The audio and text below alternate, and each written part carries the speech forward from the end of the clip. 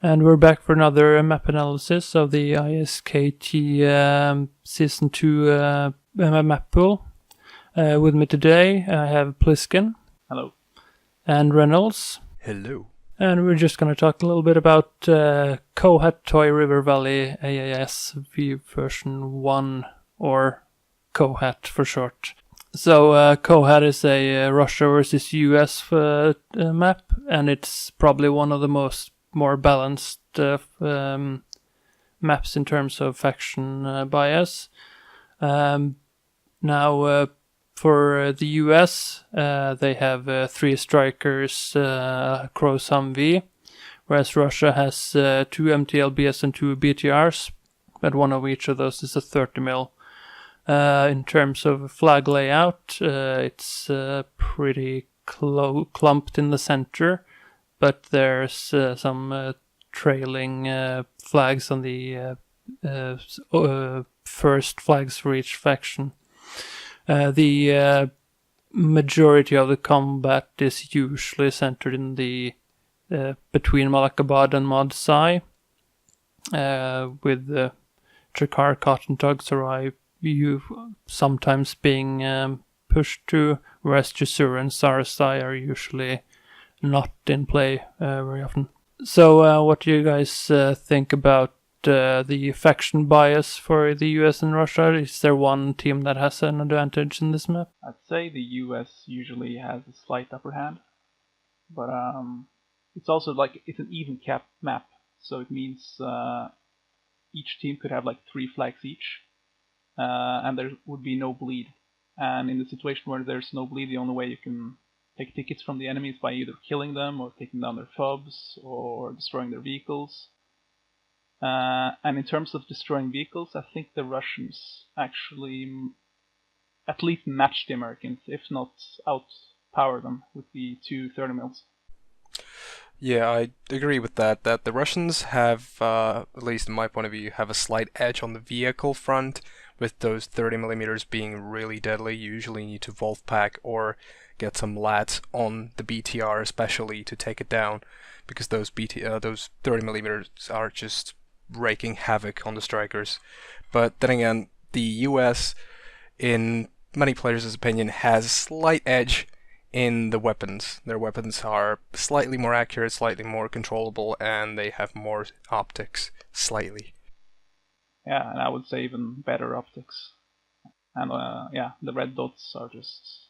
Even though the red dots doesn't give any zooming powers, it just makes it much easier to aim and shoot in most situations, I think. Yeah, in terms of flag layout, I think US also has an advantage in the fact that Malakabad up here is on the high ground, whereas Modsai is on the low ground. So they have a lot more ease of defending Malakabad than Russia does have defending Modsai.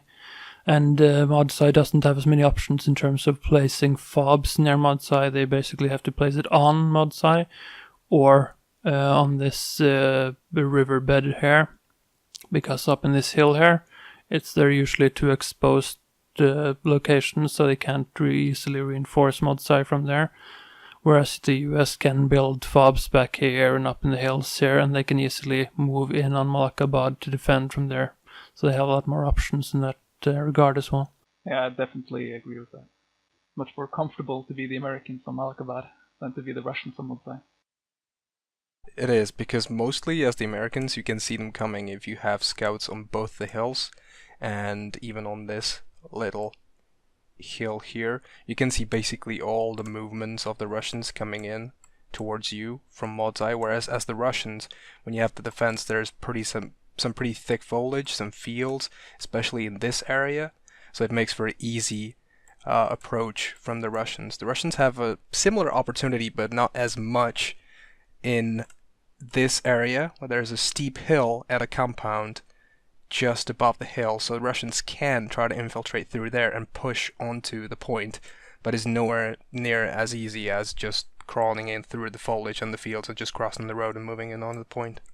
Now, in terms of rushing, there's the focus is usually on getting to Malakabad and getting to Mod Sai, whereas trying to rush for Tagsarai or Chakarkat is extremely rare and probably not something people are going to try risking, because it is a long shot. You can almost rush straight up to Chakarkat for Russia and get there just as the US caps the flag on Chakarkat if the US goes straight there. But if there is a delay, then Russia has a shot at disrupting there. Tagsarai, I've basically never seen rushed. No, me neither. I haven't seen Tagsarai rushed, but I suspect or I hear it's possible. So I wouldn't. But yeah, like you say, it would be very rare or unlikely that it happens. Yeah, I wouldn't rule it out in terms of ISKT because in the past we've seen, in the previous season, we've seen a lot of things that we thought were not possible, but it's very unlikely. Yeah, I mean, if they went from US main and straight down here and then cross the bridge and then in here, I'm sure it's possible. But I mean, if you just delay that vehicle a little bit with maybe ATs or maybe a vehicle of your own or I don't know, like anything. Yeah, that's the thing. Russians usually try to move some kind of a presence on this side of Malakabad over the bridge, so it's more than likely that you would hit them on the road towards Totsarai. Yeah, so instead the most likely is that they try to rush each other's central flags. So US will go up the river here, usually place a fob at the river, whereas Russia gets the truck down that riverbed you talked about, Reynolds, where you can push up towards Malakabad. Yeah, exactly. Some of the popular spots for a fob were usually around the waterfall area and in the foliage in the fields, because you can cover the fob from these hills. So some of the teams were doing a strat where they put a fob here on the edge of the field so that you couldn't see it from the top of this hill, but you could see it from these hills. So usually place the radio around here and then just put 1 or 2 scopes on this hill, and they have a complete overwatch control over the radio. Yeah, and that is basically the standard opening move, I'd say, on this map, where with both teams trying to rush each other flags, but the priority is usually on getting a lot of people on your own flag, on the central flag, so that you hold that, because if you get your central flag and you manage to control it, then you usually stabilize the match, and you are it's rare that you just get pushed off afterwards unless they manage to overwhelm you somehow, because once that initial rush is blocked, you don't really get that far until you're able to reinforce the attack. Yeah, exactly. Especially pushing over the riverbed in the later stage of the game where the teams have established both of each other's flags. It is really tricky to try to push and over. Some of the teams are trying to do some wide flanks coming over the hills, placing fobs in the north, trying to push from the north behind on the Malakabad, and trying to push Modzai from the south. There's a little village on the southwest of Modzai. They try to sometimes open up a front in there. But yeah, generally it is quite difficult to push across once the teams have established each other's flag. So mortars come into play quite often, and they are really useful to try to get the enemies off of their established positions, or try to get them into the buildings, try to keep their noses in and move in on the points. And I think when you attack a flag, it's different during the opening game and during the mid game. Like during the opening game, both flags are white, so you just want to rush it as fast as possible. And that's when you see this kind of pushes, like here, like we already discussed, and here, because it's like a quick way to get to the flag and you can try to block it. But as soon as, say, the Americans control their flag and the Russians control their flag, there's no need to rush anymore. Like, it's both teams have 3 flags each. There's no ticket lead. You can be a bit more calculated in your attack and try to coordinate a bit more. I haven't really seen people succeed too much with kind of like flanking lodges coming up behind. Like if the Americans try to go down here and come behind with the lodgy, or the Russians like drive up here and try to put like a fob here or something. Usually it's very difficult to push a flag once the enemy team controls it, because they're gonna like push out and make a perimeter around the flag, and anything you try, they're gonna spot it. And if they spot your logi before you even put down the fob, I mean that fob just most likely isn't gonna. You're not gonna be able to make it or build it. Yeah. And what I see usually is that Russia, instead of trying to move up the south here, tries to control the hill up north here.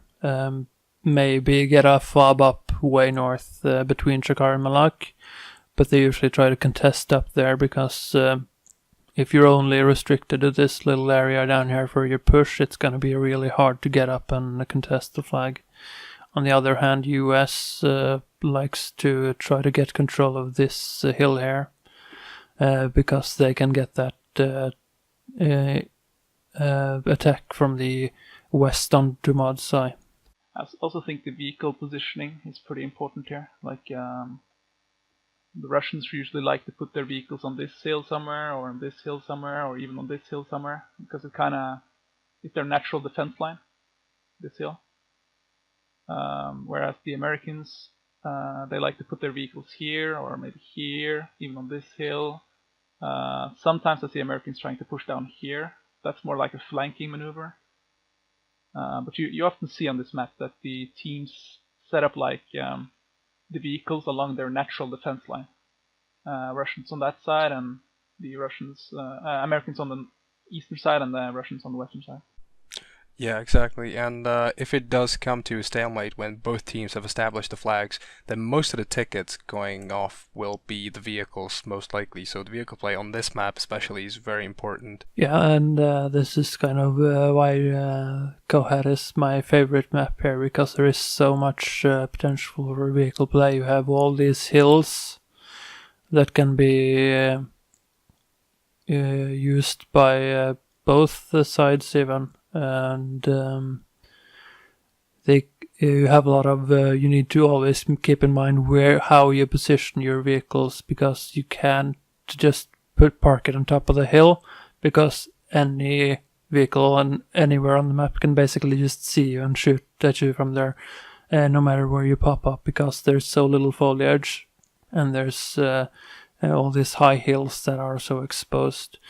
So I see a lot of potential here for flanking with vehicles. Now, in terms of the qualifier season for ISKT, I haven't been that impressed with the vehicle use so far. As you said, Pliskin, they usually stay up in these hills there for Russia on their side and US on their side.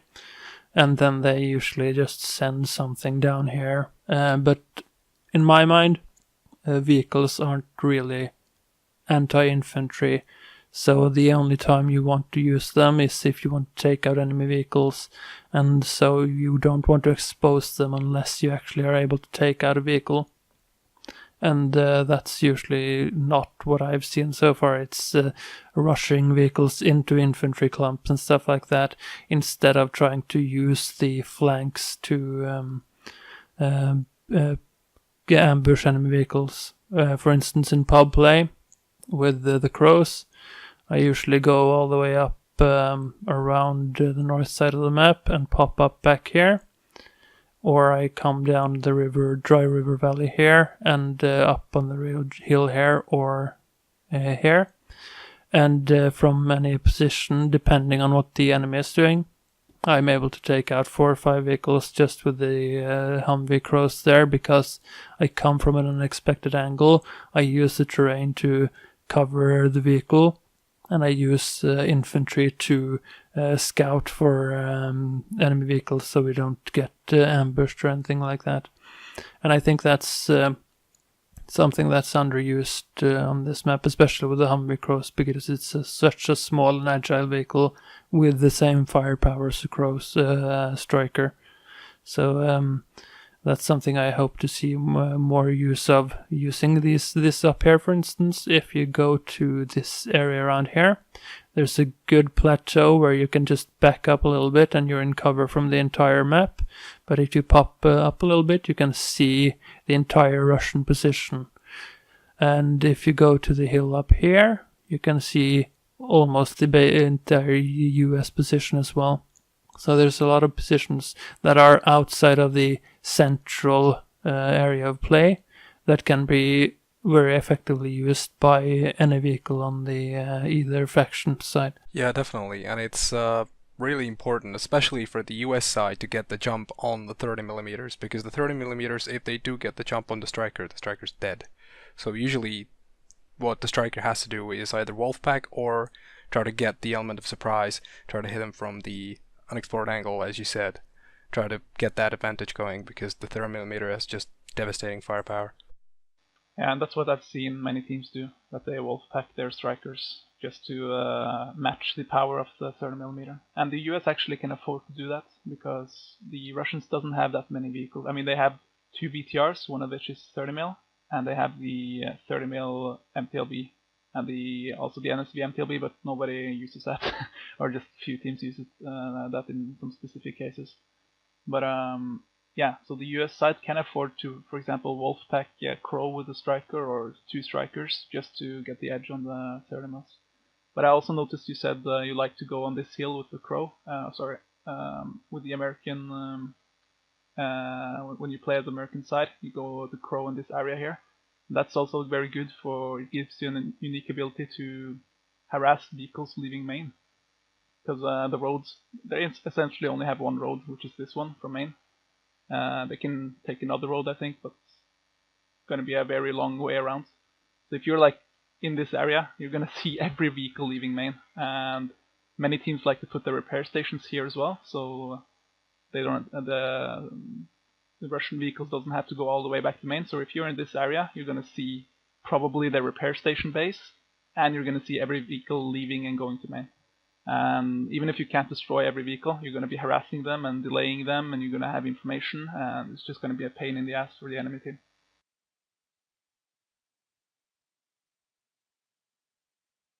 Yeah, and on that note, I'd like to just point out one very useful tip about this map.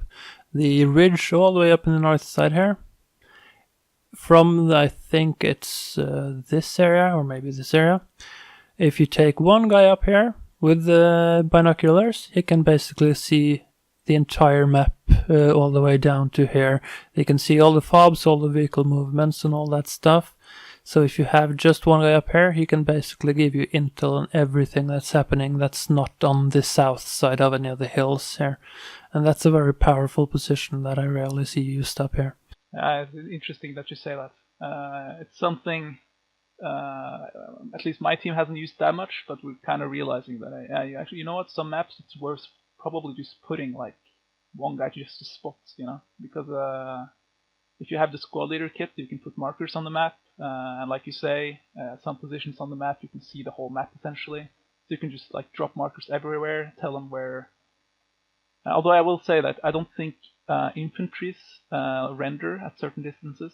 So like if you're like 2,000 meters out, you're not going to see any infantry, even though they're in plain sight. You're going to just see the vehicles, because I think those render at any distance. Yeah, I think they render at 1 kilometer max. Yeah, the infantry, right? Yeah. Yeah, so at least you're going to see the vehicles, and that's probably telling enough. I've also seen some teams, actually it's been used against us, they would put like fobs around our main base. So they would have like infinite supplies. So every time a vehicle leaves main, they're just RPGing us and then resupplying and RPGing us and resupplying. And you know, if you want to push this fob in the middle of nowhere, it's just pain. You're gonna send like 3-4 guys from your main just to find it first of all, and then you know, the enemy RPG guys, they might not be firing from the fob. So even though you hear where they're shot from, you don't necessarily find the fob. And in the current game, you can even like drop fobs, create an ammo crate, resupply the AT, and then remove the fob at no cost. So it's just, if you just have a rally point and you have 3 guys harassing like that, it's extremely, it's very annoying. Yeah, especially for the Russians, considering one of their main edges are the 30 millimeters that sometimes tend to preside in these hills along the ridge side, try to get the jump on the strikers. It's really annoying and really useful for the Americans to try to harass the vehicles, not to leave them in peace, maybe try to jump on them along with their striker and destroy those 30 millimeters, which cost quite a lot of tickets for the Russians, which is extremely useful in the case of a stalemate. I also think this is one of the maps where logistics are super important. Like you need to keep your logistics running, and you can't leave them random places, because you always need FOBs, at least for the first 20-30 minutes of the game. You need, first off you need the FOBs on Malakabad and Modzai, and you need your attack FOB if you want to do that on Modzai and Malakabad. That's already 2 FOBs. Then you need your repair stations, maybe in the back line somewhere here, so you don't have to go all the way back to main if you want to repair your vehicles. Then you want to maybe put repair stations like on the hills where you're going to put your vehicles. You want to have some repair stations so they don't have to like rotate a long way back. So that's already 4 FOBs per team. And then you might even want to, say you cap one of the enemy flags, and you have 4 flags up and the enemy has only 2 flags. Then you need to send a crew to put a new FOB for the next flag if you want to push the next flag, Shakarkot or Toksarai.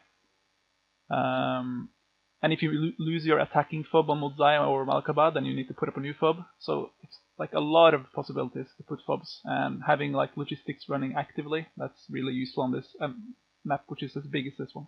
Yeah, and about logistics, I think this is also one of the very few maps where you have a lot of use for fortifications and emplacements, because whereas emplacements are a little harder because you have to place the FOB there, and if you take the FOB down, they go down, so that FOB has to stay there as long as the emplacements are going to stay there. But having a 50 cal up in the hill here, or up in the hill here, covering all across, that's a very powerful anti-vehicle asset. That's very, you don't have to invest a lot of resources in just dumping a HMG up here that can engage any vehicles. So, but you also have to keep that FOB there, and they know there's a FOB there that they can take out for 20 easy tickets. But with fortifications, you can place sandbags, ESCO barriers or something up in the hills there that you can park vehicles behind for safer locations to engage across the valley with. Because if you want to get a good line of sight from this hill over to that hill, you usually have to expose yourself very much, because you have to kind of move to this side of the slope to get good line of sight and good barrel de-elevation. Whereas if you go on this side of the ridge, you usually don't get good line of sight across, and you don't get that the big barrel depressed far enough to hit a lot of things on this side. So using ESCO or fortification or sandbags just as some to stop that incoming volley of fire, so you can get out of there without taking too much damage, is useful, especially for US, which is facing up against 30 millimeters that can devastate you in a couple of seconds if they hit you. Yeah, I think the most useful way I've seen HMG placements being used is almost like distraction for the enemy vehicles, because I don't think like if you put a vehicle up against the HMG, then the HMG doesn't stand a chance because you can just kill the guy inside.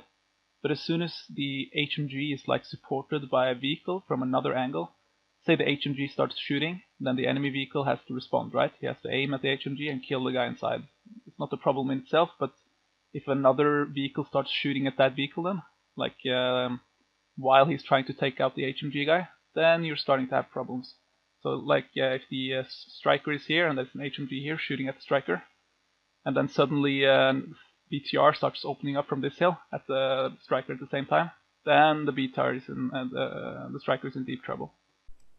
Yeah, definitely. It like getting the guy behind the HMG is pretty easy, but it's about the distraction and the fact that you have to deal with 2 targets at the same time.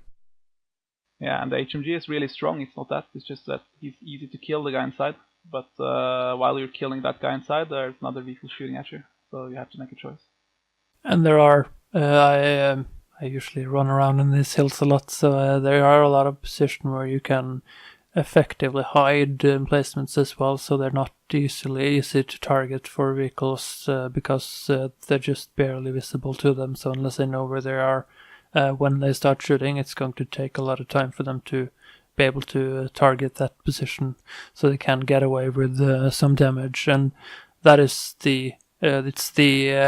just the maths of it all in terms of the risk and reward. Placing an HMG up there with the possibility of losing one ticket with that one guy who's manning it is not that big of a deal against potentially destroying or damaging 12 or 24 ticket assets. So the cost versus reward for having just one or two HMG emplacements up here or here, they may not even be manned just because they're there. They're a threat to any vehicle on this side, and they have to take that into consideration. So they either have to send a crew up, a squad up there to take out the HMG and the FOB, or they have to keep that in mind every time they pop up on these hills, that there's an HMG here that's covering this area and this area. So they have to be aware of that, because suddenly it may have fire incoming from that location. Yeah, that's a good point. I'll hope to see more HMG usage, because I think it has potential. It just requires a bit of effort to use the HMG. You need to set it up. You need a fob. Well, it depends if you have a. Sometimes you have to put up a fob just for the HMG, right? Which is a pain. But yeah, it would be interesting to see if it actually gets used. Do you use the when you put him like sneakily in the hill? Do you just put the HMG without the Hesco walls then? It depends. I like to use the Hesco walls once, usually, because they have that. You can provide much more cover, but there are, and because they can hide them so well that they're actually obscured by trees and stuff, so there's not a lot of exposure. But I think either works just as fine, because even with the major threat is enemy vehicles, and they're not going to have a hard time taking out that 50 cal gunner with the Hesco wall around it or not. So it's not that big of a deal. I remember you said something about vehicles that they're not really. They shouldn't really be used to kill infantry, but they should be focused on killing enemy vehicles. And I agree with that, but I think also the reward of killing an enemy vehicle is that you get free reign to kill infantry. So you're kind of like, once you've killed a few of the enemy vehicles, now you have some free space to be killing infantry and support the squads on the battlefield. Yeah, but you gotta get close. The problem with using those vehicles for anti-infantry is that at the ranges where it's safe to engage infantry, considering all the light AT that's on the field usually, you're going to have a hard time just doing a lot of damage. You see usually 10, 12, maybe 20 kills for one vehicle during an entire match, and if that's the striker we're talking about, that just barely made up for its entire ticket value. So if you lose one striker, you've effectively done nothing. So the ticket value in terms of destruction for the vehicles is usually mostly in terms of the vehicles they destroy. Sure, you're pushing off some the infantry you are killing is now not able to contest this or that flag, but in the grand scheme of things, that's not that big of a deal in relation to losing an entire vehicle. I don't think it's as much about the killing as much about denying an access route, which was especially noticeable on the previous map of ISKT on Logar, where if the US takes control of the hills in the south, around the South DC, then the militia cannot cross the road to South DC, so if they get pushed out, the militia just can't get back in, which is another really important trait about the vehicles, it's not as much about the killing, but about denying the ground. Like, say you have a fob around this area, there's a lot of nice buildings. Let's say you got pushed off of Malak, so you put a backup fob up here, try to push on down. If your vehicle does get taken out, the striker, then the Russian BTR can even sit up on these hills and contest your approach to Malakabad across the fields, which is a great asset in its own, because it buys the infantry on the ground time to push on or push around, flank the enemy and destroy them. So I don't think it's as much about the kills as much about denying them an access route and making it more difficult for the other team to push onto your flag. Yeah. So, sometimes you lose your vehicle, but it means you cap the enemy flag, just because it supported you during that push from behind, for example. So, okay, so you lost maybe 20 tickets or 24 tickets, but you actually, it made the difference, which was that you capped the enemy flag. And in those cases, I think it's definitely worth it. Now about fob placements, we usually see, let's see, for the Russia, they have one usually on mod sci. If I can place one there, and maybe one either there or a little bit up the rail, and one in or around Tartantyco for repairs. Whereas US has one on Malakabad, maybe a mortar fob or repair fob somewhere up here. But when you push past these flags from Odsai and Malakabad, what are the most common fob locations then? Because I see for Tagsarai, if US pushes up towards Tagsarai, they either get one on Modsai or close to Tagsarai. But for Russia, that's they got a lot more both options and are more constrained by geography because Tartantyco is so far away. So in terms of the Russia trying to push up and take Tartantyco, what are the most useful fob locations around that flags in your opinion? What I see a lot is as soon as the Russians cap Malakabad, they just send a Logia along this route up here, and then they drive like this, and they just drop a fob somewhere along this line, and then they just push Shakarkot. It's good if you're early enough, because the US won't be waiting for you, but as soon as the US kind of gets its, resets a bit, they will send someone to block up this route, because it's the route that the Russians always come through. So if the Russians have like one vehicle waiting or 80s waiting along this route here, if the US had someone waiting here along this route, and the Russians are sending their Logi truck up here, then the Logi truck gonna die. But there isn't really that many other options, in my opinion, for the Russians to push Shakarkot. Like, you always see teams using that route, like over and over again. I guess if they control Malakabad really hard, then they can just push through the hills. But if you want to get up a fast fob to push Shakarkot, this is the route you want to go. Yeah, definitely. I see that most of the time as well, that teams, when they capture Malak and they establish control, they want to push this flag, Shakarkot, as fast as possible, which this is the most common route and the fastest one in my opinion.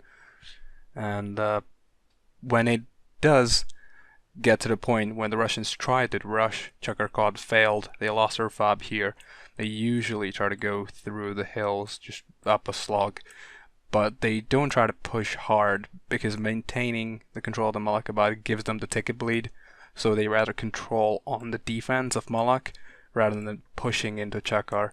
So you see only a few people trying to push up the Chakar, and then you see some of the fobs on the hills trying to use the ammo crates, scopes, GLs, and try to push in down through the hills, especially around this area.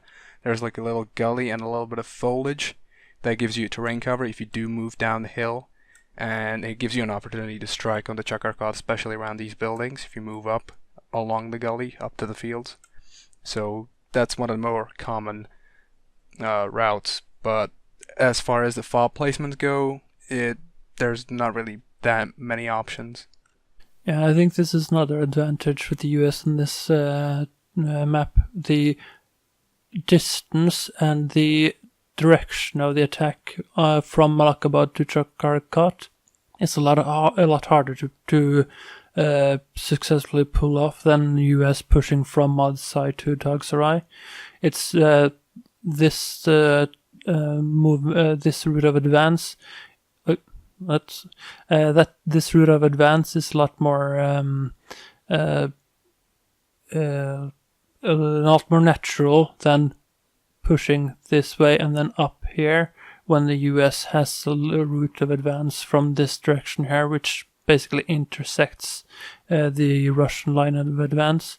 So if Russia pushes straight up here, US can come in and cut them off like this.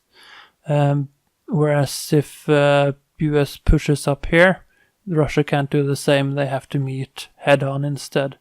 So just the direction of advance up to Chakarkat and the distance compared to the distance between Modzai and Tagsarai is a pretty substantial defensive advantage for US on that flag.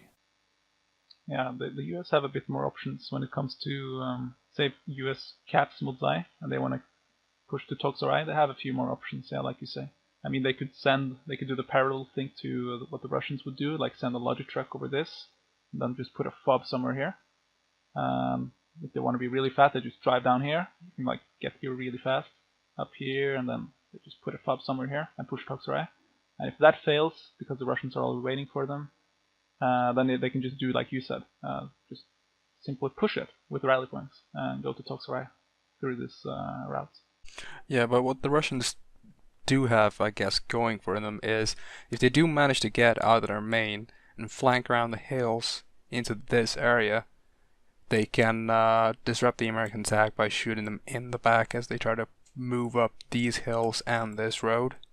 But it's a lot more tricky than the US simply just pushing onto these hills and just not even cutting them off, just bogging them down and not allowing them to approach Chakarkat.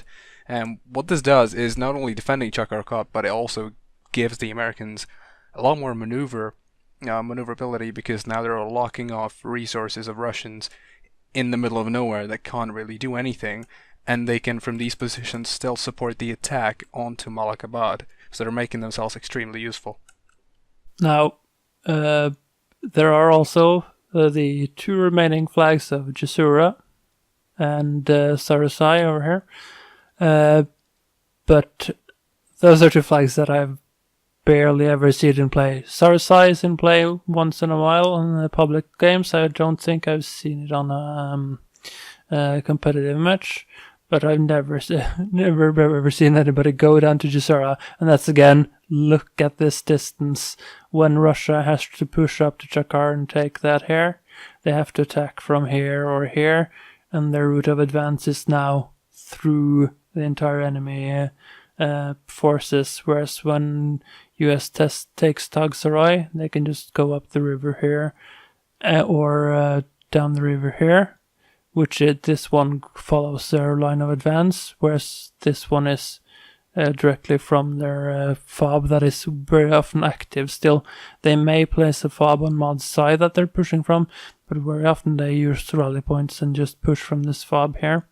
So they're a lot quicker to move. Also, they have that Humvee, whereas Russia, they have a quick route down the river here, but they usually by this time they have all their forces up here, and they've had forces on defense here, so they're all tied up in this area here, whereas the US has this entire area that they can push out from for easier flanking. Yeah, but I think the Russians do actually get a slight edge in the order that the flags are capped, because if they do manage to push into Chakarkat and capture it, the forces that were defending Malakabad now have an easy route through on this road straight into Juzara. They can usually, what I see teams do if it does get to this point, is that the team here was waiting with the Logi loaded up, and they go down this road, down here on the hills, onto this road, drop a fob right into Juzara, and try to spawn as many people as possible, which is a really fast route, and it usually the US doesn't manage to rotate in time when they lose Chakarkat up here. But as I said, I rarely see the game come to that point. Yeah, and that's probably a bit more likely in competitive, since they have that organizational advantage to get vehicles up here prepared for going down there. Yeah, exactly. So I think let's try to sum up here then what we think the US and Russian forces is going to do here. I think the focus will as always be on these two main flags here. I'm guessing they will try those rushes that are pretty standard. US up this river here, maybe place a fob. Russia tries to push up here with a fob of their own. They usually go around this way and just down the hill here, because the US can usually cut them off here. And I assume that the majority of matches will be played in this area here. I expect the MTLBs will probably be 30mm MTLB will probably be up in this area here, because it is a very vulnerable asset, so it's most useful when it can just cover an area from a safe location, and it's hard for the US to get anything up here. Whereas the US will have their strikers in their familiar areas up in this area here. I think the wild card for the US is that Humvee Crows, because it is so maneuverable and has that firepower compared to its size. So I think the US team that manages to use that asset effectively will usually win out. Yeah, the only thing I would add is if a team has like significantly superior vehicle gameplay than the other team, I think they're gonna have a major advantage, because they will first kill off the enemy vehicles, and then they will just start spraying onto the flags. They're gonna lock down so many infantries, while the rest of the team pushes and tries to capitalize. Yeah, I think getting the vehicle edge on this map is really important. Well, I think that wraps it up for the Kohat map analysis. Thanks for coming, Pliskin. Thank you. And thanks for coming, Reynolds. Thank you. And we hope you'll tune in to watch ISKT Season 2 as it progresses.